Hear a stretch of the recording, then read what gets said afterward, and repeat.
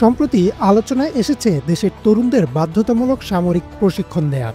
18 ফেব্রুয়ারি মঙ্গলবার ডিসি সম্মেলনে এ প্রস্তাব দেন জেলা প্রশাসকরা। এমন প্রস্তাবনা আমাদের দেশের জন্য নতুন হলেও বিশ্বের বহু দেশে এটি প্রচলিত রয়েছে। চলুন এক নজরে দেখে আসি বিশ্বের কোন কোন দেশে বাধ্যতামূলকভাবে সামরিক প্রশিক্ষণ নিতে হয়। দক্ষিণ কোরিয়ার শারীরিকভাবে সক্ষম পুরুষ ও যাদের বয়স 18 থেকে 28 বছর তাদের জন্য সামরিক বাহিনীতে যোগ দেওয়া বাধ্যতামূলক। নারীদের ক্ষেত্রে বিষয়টি ঐচ্ছিক। যদি কেউ সেনাবাহিনীতে যোগ দেয় তাহলে 18 মাস, নৌবাহিনীতে 20 মাস ও বিমান বাহিনীতে অন্তত 21 মাস বাধ্যতামূলক সার্ভিস দিতে হয়। নির্দিষ্ট সময় কাজ করার পর তারা চাইলে সামরিক বাহিনীতে থাকতে পারেন অথবা অন্য চাকরিতে চলে যেতে পারেন।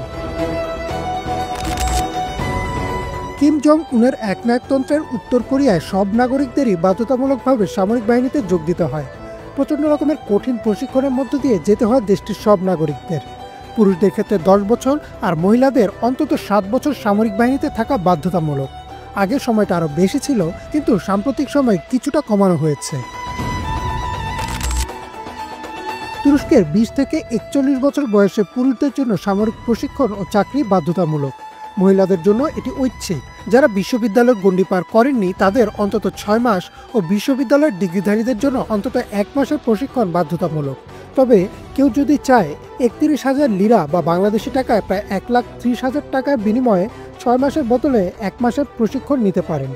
প্রশিক্ষণ শেষে তারা নিজেদের মতো যে কোনো ক্যারিয়ার বেছে নিতে পারেন, কিন্তু জাতীয় জরুরি প্রয়োজনে ডাক পড়লে তারা সেনাবাহিনীতে যোগ দিতে বাধ্য থাকবেন। 18 থেকে 30 বছর বয়সী মিশরীয় পুরুষদের জন্য সামরিক প্রশিক্ষণ ও ডিউটি বাধ্যতামূলক। উচ্চশিক্ষা সম্পন্ন করা পুরুষদের জন্য অন্তত 3 বছর, উচ্চ মাধ্যমিক পর্যন্ত পড়াশোনা করাদের জন্য অন্তত 2 বছর সামরিক বাহিনীতে থাকা বাধ্যতামূলক। তবে যদি কোনো পুরুষ বাবা মায়ের একমাত্র সন্তান হয় তাহলে তিনি চাইলে এই প্রশিক্ষণ নাও নিতে পারেন। ব্রাজিলের 18 থেকে 45 বছর বয়সী সব নাগরিকদেরই বাধ্যতামূলক সামরিক প্রশিক্ষণ নিতে হয়। প্রশিক্ষণ শেষে অন্তত 1 বছর বাহিনীতে থাকতে হয়। কোনো কোনো ক্ষেত্রে তা 2 বছর পর্যন্তও হতে পারে। মেয়াদ শেষ হলেও নাগরিকরা চাইলে আরও 5 বছর পর্যন্ত সামরিক বাহিনীতে থাকতে পারেন। ইসরায়েলে 18 বছর পার করলেই সব পুরুষ ও মহিলাদের বাধ্যতামূলক সামরিক প্রশিক্ষণ নিতে হয়। প্রশিক্ষণের পর পুরুষরা অন্তত 32 মাস ও নারীরা 24 মাস বাহিনীতে থাকেন।